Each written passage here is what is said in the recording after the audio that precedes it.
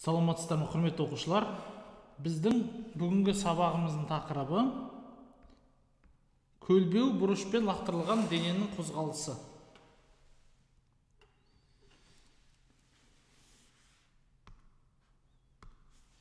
Біздің денеміз мынандай көлбеу бұрышпен V0 жылдамдығымен көлбеу бұрыш альфа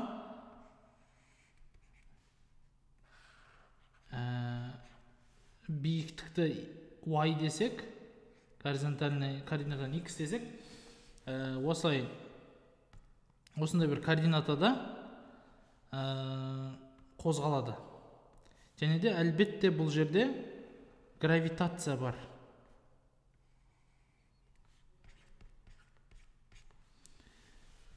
Гравитация төмен қарай g шамамен 10 метр секунд квадрат әсер етеді. Сол кезде бізде дене қалай қозғалады? Жоғарыға көтеріліп, сосын төмен қарай былай түседі.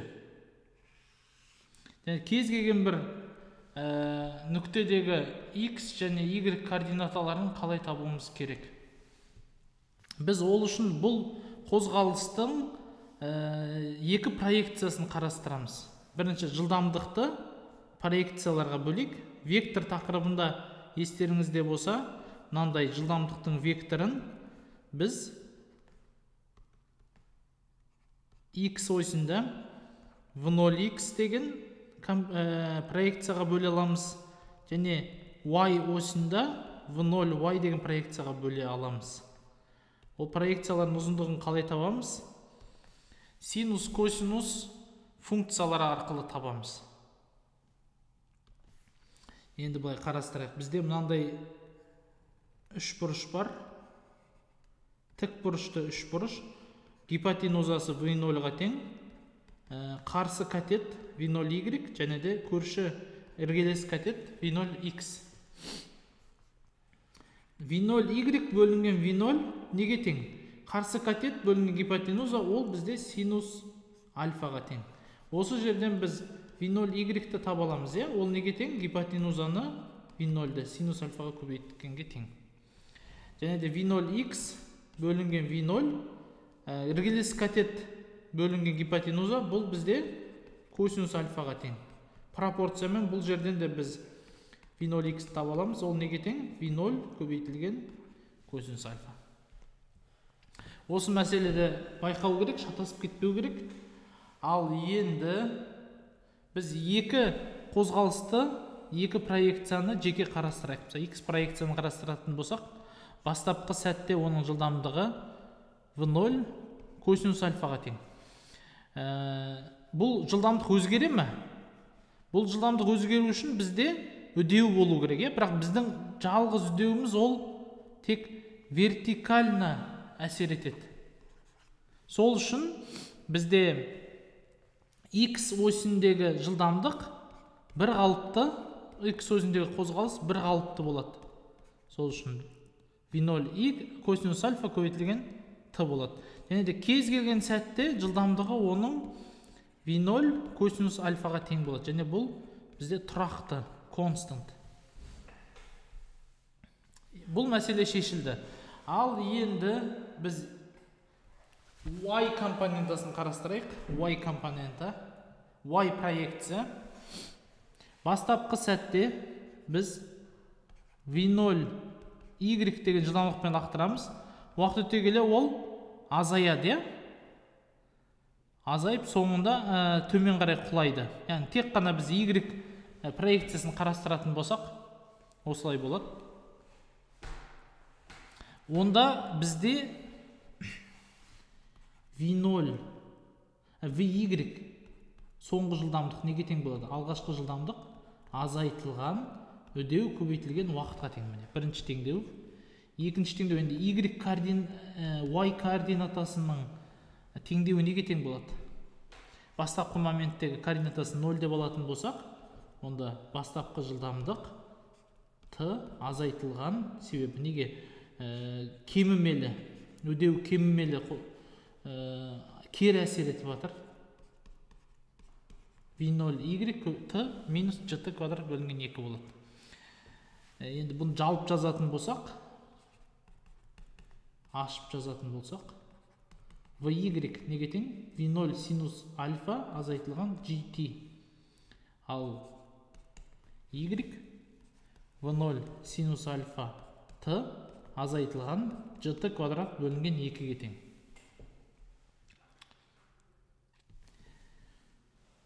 Сонда бізде жалпы алғанда мынандай 4 теңдеу болады екен.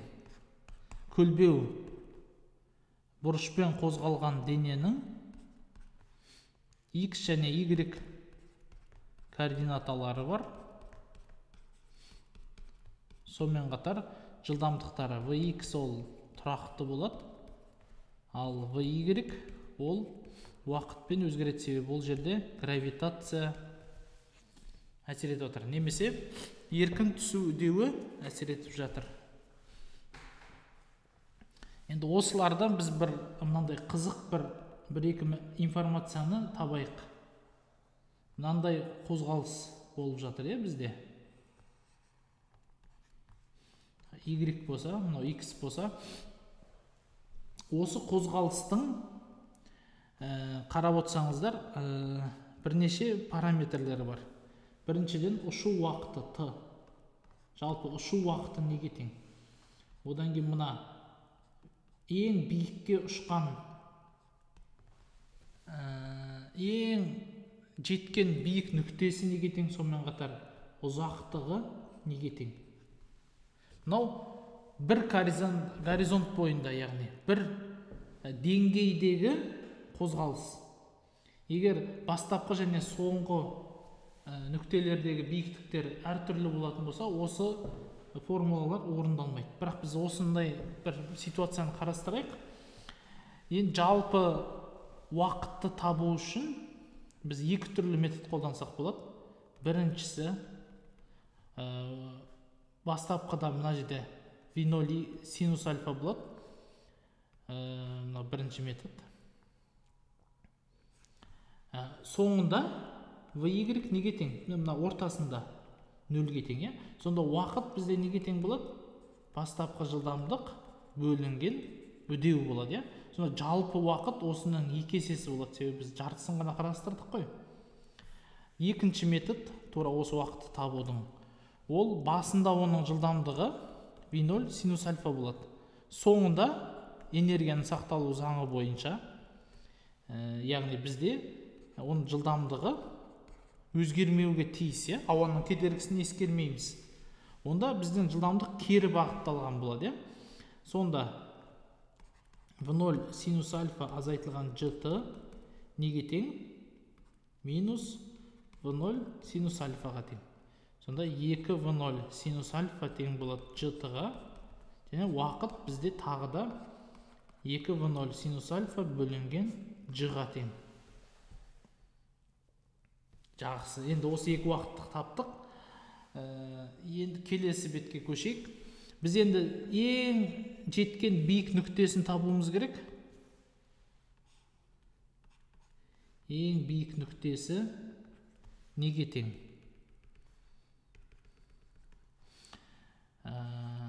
Дене бұлай.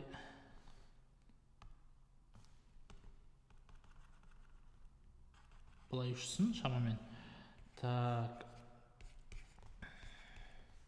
Осы ұшқан уақыты, мына жердегі уақыт T1 неге тең?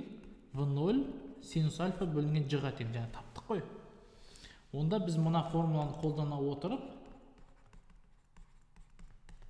мына биіктікті таба аламыз. H неге тең болады? V0 синус альфа көбейтілген V0 синус альфа бөлінген G азайтылған G бөлінген 2 V0 квадрат синус альфаның квадраты бөлеміз G-ның квадраты. Қысқарады. Сонда бізде ең биік нүктесі траекторияның V0 квадрат синус альфаның квадраты бөлінген G азайтылған V0 квадрат синус альфаның квадраты бөлінген 2G. Оған 2-ден береміз, 1-ден береміз. Сонда 2 азайтылған 1-ге тең болады. Сонда бізде мынандай формула шығып тұр. H бізде неге тең екен? v0 көбейтілген синус альфаның квадраты бөлінген 2g-ға тең. Ең жеткен биік нүктесі осыған тең болады екен.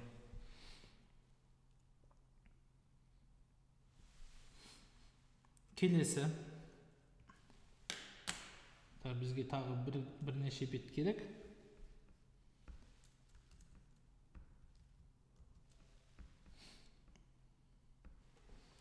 Енді біз ең ұзаққа жеткен қашықтығын табайық. Траекторияның ең ұзақ қашықтығы S неге тең болсын. Біз уақытты білеміз бағана. Бұл жалпы уақыт ол 2v0 синус альфа бөлінген g-ға тең. Сонда біз мына формуланы қолданамыз. X тең болады v0 косинус альфа t. Осыған қоя саламыз.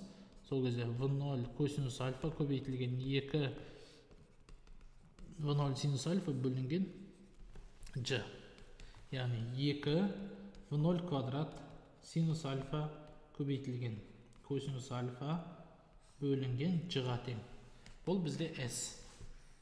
Міне, формуласын таптық. Жақсы, осы формулаларды естеріңізде сақтаңыздар.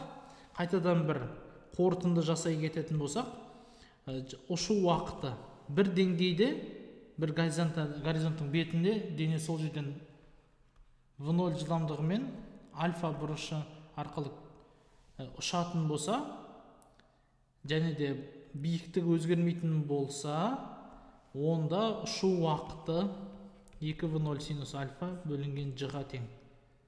Және максималды биіктігі траекторияның v0 квадрат синус альфаның квадраты бөлінген 2g. Және S 2v0 квадрат синус альфа көбейтілген косинус альфа бөлінген g-ға тең. Мынандай тригонометрияда формула бар. 2 синус альфа косинус альфа ол синус 2 альфаға тең. Бұны кейде бұлай жазса да болады. v0 квадрат синус 2 альфа бөлінген g. Жақсы. Енді есеп шығаруды бастайық.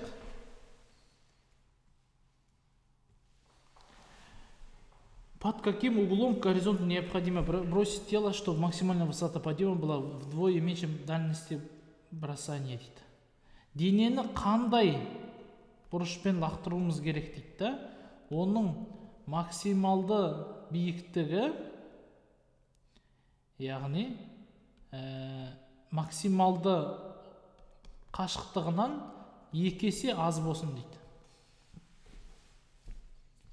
Ал енді орнына қойайық формулаларды. v0 квадрат синус альфа көбейтілген синус альфа бөлінген g, 2g. Ал S не болады? Ол v0 квадрат 2 синус альфа косинус альфа бөлінген g. Гравитация v0 квадраттар синус альфалар қысқарады. Бұның барлығы неге тең? 1 бөлінген 2-ге тең. Яғни бұл жерде не шығып тұр? Синус альфа бөлінген косинус альфа тең болады 4. Мына жерде 2 көбейтілген 2 4 болады. 4 бөлінген 2, яғни 2-ге тең. Синус альфа бөлінген косинус альфа бізде тангенс альфаға тең. Тангенс альфа 2. Альфа бізде неге тең болады? Арк тангенс 2-ге. Оны калькулятормен таба салсақ болады. Так, 2 арк тангенс 63 те 43 дейді. 63,4 градус екен шамамен. Келесі есепке көшейік.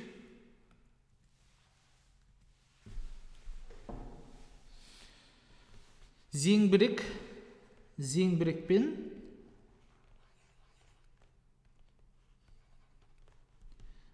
оның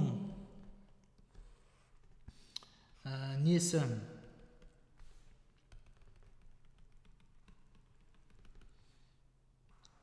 зеңбірекпен оның ататын атқысы келетін жері бір-бірімен бірдей биіктікте орналасқан. Арақашықтығы 5,1 километрге тең.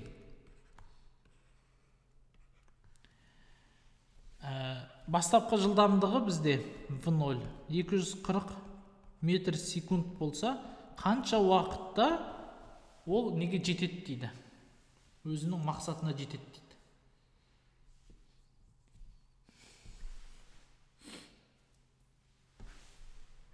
Жақсы, пауза қойып, осы есепті шығарып көрсеңіздер болады. Мен формулаларды еске сала кетейін. Уақыт неге тең еді? 2v0 синус альфа бөлінген g. Және де s бізде неге тең? v0 квадрат синус 2 альфа бөлінген g-ға тең. Бізде бұл жерде альфа ғана белгісіз, альфа белгісіз. Біз мынаны білеміз, s-ті да білеміз. Біз осы жерден альфаны тауып, оны мынаған қоя салсақ болады. Ал енді жазайық. Синус 2 альфа бізде неге тең? Пропорция бойынша жіберетін болсақ g көбейтілген s бөлінген v0 квадрат. Яғни 10 көбейтілген s бізде 5100 метр.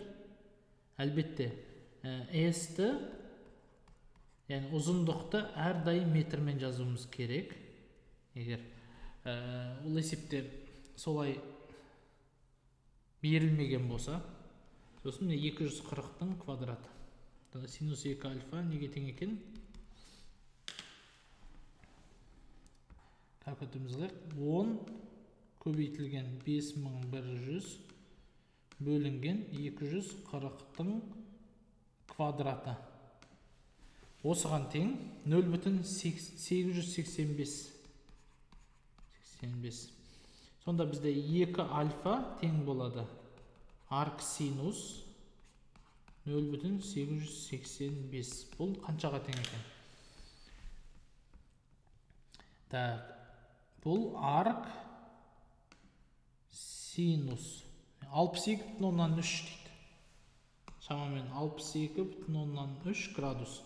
Онда альфа неге тең? Осыны 2-ке бөлгенге тең, 2 альфа 62-ке тең болса, альфамыз бізде 31,15-ке тең екен. 31,15 градус. Келесі слайдқа көшейік.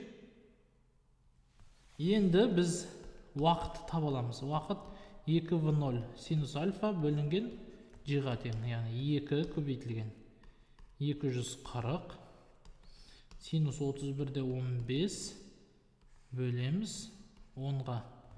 10-дар қысқарады. Сонда жауап бізде 2 көбейтілген 24 көбейтеміз 31,15-тің синусы. Тең болады 24,8 болып тұр шамамен. 24,8 секунд. Жақсы.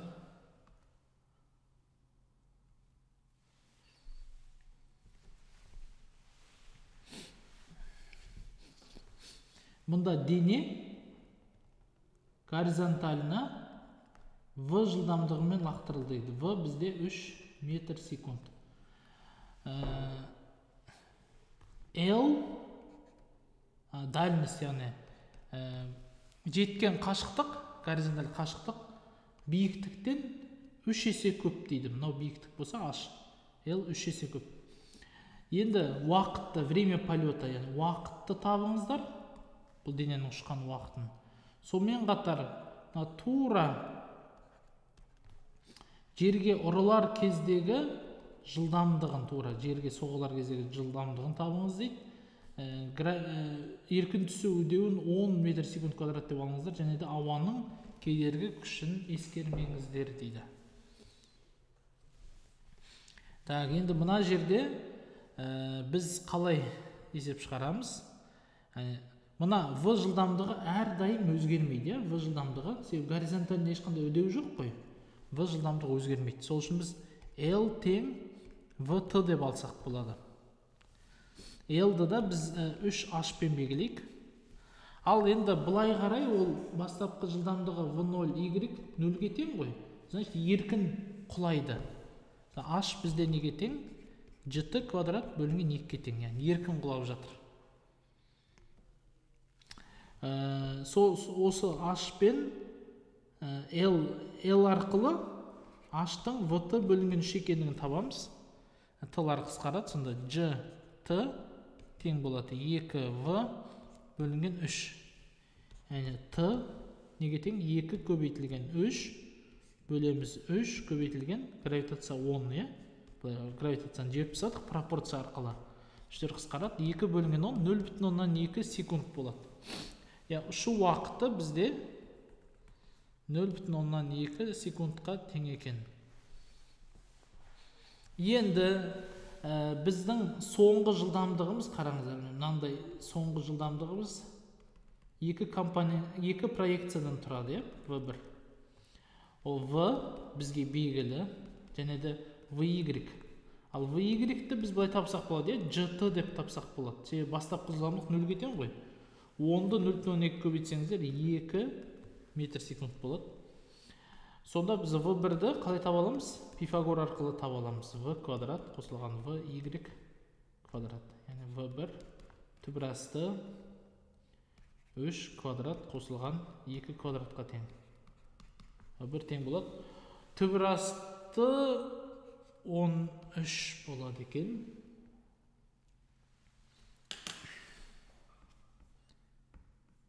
Так.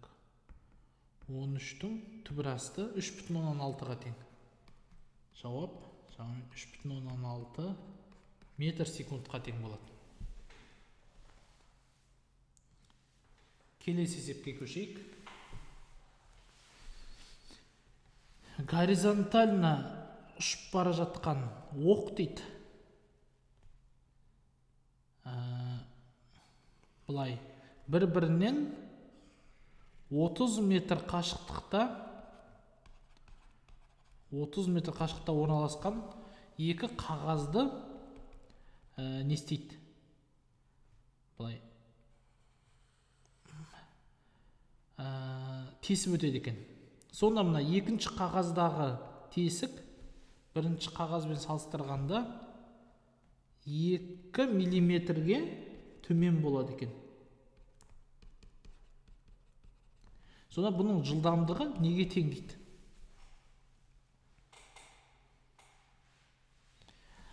Енді бұл бірінші қағазды тесіп өткенде тура горизонтально ұшып бара жатсын. Сосын осы моменттен бастап есептейтін болсақ не болады? L тең болады VT, бірінші теңдеу. Екінші теңдеу. Бұл жерде бұл VY 0-ге тең ғой мына моментте. Ал мына жақта кішкене VY пайда болады. Яғни еркін құлап бара жатыр. Сонда H тең болады GT квадрат бөлінген 2. Әрдайым проекцияларды бір-бірінен тәуелсіз қарастыра берсек болады. Ауаның кедергі күшін ескермеген кезде бұл жақсы жұмыс істей береді яғни. Сол үшін осындай есептерде уайымдамай екі проекцияны жеке-жеке жазып шығара беріңіздер. Ал енді бұл жерден уақыт таба аламыз, уақыт неге тең? Түбір асты, былай жазатын болсақ 2h бөлінген g да. Түбір асты 2h бөлінген g. Бұл неге тең? 2 көбейтеміз. 2 миллиметрді метрге айналдырсақ, 0,1000-нан 2 болады. Бөлеміз 10-ға. Түбір астын алатын болсақ, уақыт 0,2 секунд екен. Енді жылдамдығымыз бізде L бөлінген T-ға тең, 30 метр бөлеміз 0,02 секунд.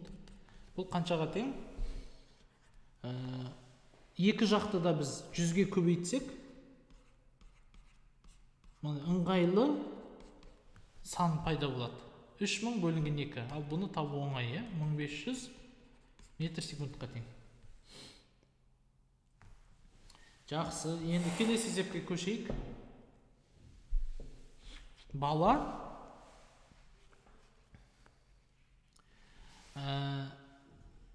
мына жерде бала тұр бізде. Бала допты лақтырады.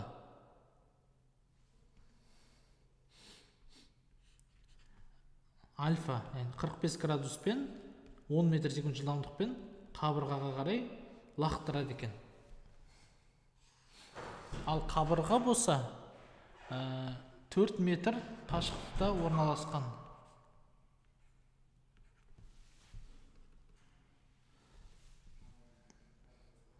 Бала қандай қашықтықта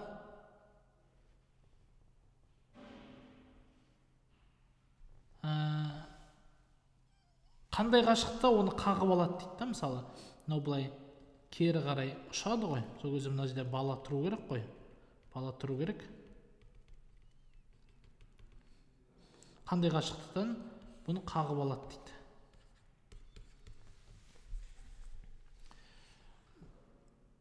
Доптың қабырғаға соқтығысы абсолютті серпінді дейді. Яғни бұл жерде ешқандай энергия жұмсамайды. Сол үшін біз бұндай есептерді шығарудың оңай жолы бар. Егер шығарғыларыңыз келсе, мынаны өз беттеріңізбен паузаға басыңыздар. Ал енді шешуі. Бұлай, егер қабырға болмағанда, бала бұлай шығаратын еді. Енді мынау жалпы қашықтық S болатын еді. Бұл S-ті біз таба аламыз. S неге тең? V0 квадрат синус 2 альфа бөлінген G-ға тең. Яғни 10-ның квадраты көбейтеміз. Синус 2 көбейтілген 45, ол неге тең? 90-ға тең. Синус 90 бөлеміз 10-ға. Синус 90 калькулятормен тексерсеңіздер 1-ге тең. Сонда 100-ді 10-ға бөлетін болсақ, жалпы қашықтық 10 метрге тең екен. Ал енді бастапқыда ол 4 метр қашықта тұрса, кері қалған бөлігі x неге тең болады? S азайтылған L, яғни 10 азайтылған 4 тең болады.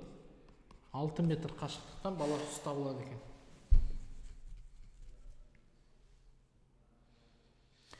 Бұл жерде как будто қабырға жоқ сияқты қарастырып, осындай есептерді шығара берсеңіздер болады. Бұндай көп есептер бар. Келесі есеп өте қызық. Бізде шлангы бар. Шлангы жерде орналасқан, және де су, шлангыда шыққан су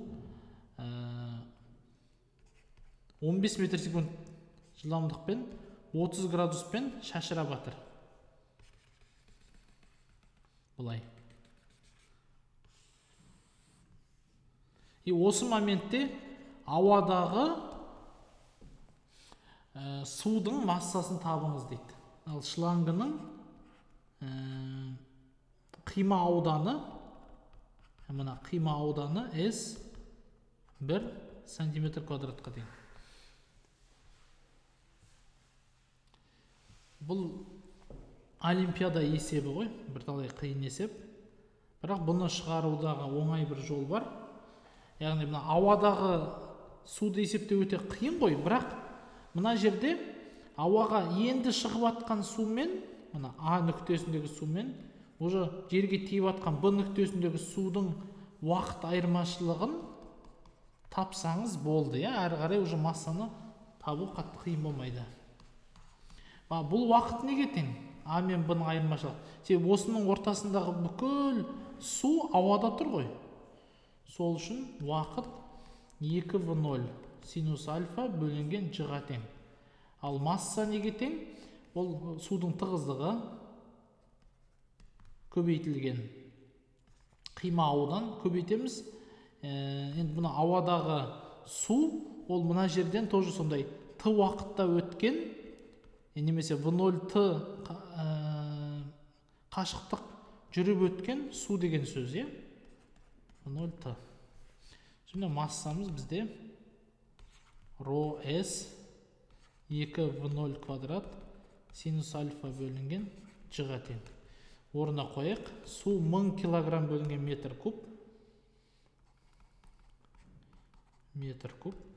Ал ауданымыз біздің 1 сантиметр квадрат. 1 сантиметр квадратты әрдайым метр квадратқа аударуымыз керек.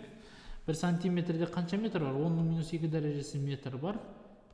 Осының квадраты, е? Сонда 10-ның минус 2 көбейтілген 10-ның минус 2 ол 10-ның минус 4 болады. Екеуінің дәрежелер қосылып кетеді. Және метр квадрат. Демек 10-ның минус 4 метр квадрат. Көбейтеміз 2-ге. Көбейтеміз v0 квадрат, ол бізде 15-тің квадраты. Метр квадрат бөлінген секунд квадрат. Көбейтеміз синус 30-ға. Бөлеміз осының барлығын 10 метр бөлінген секунд квадратқа. Сөзі барлық метрлер бір-бірін қысқартып, тек килограмм ғана қалады. Ал бұл есепті калькулятормен шығарайық. 1000-ды көбейтеміз 10-ның минус 4 дәрежесіне, көбейтеміз 2-ге, көбейтеміз 15-тің квадраты, көбейтілген 30-дың синусы, бөлеміз 10-ға. 2-де 25 килограмм. Ауадағы судың массасы 2,125 килограммға тең екен. Ал енді келесі есепке көшейік. Осымен есептеріміз бітті біздің. Осымен бүгінгі сабағымыз соңына келді. Келесі сабақта тағы да осыған байланысты қиындау есептер шығарамыз. Ал жақсы, сау болыңыздар.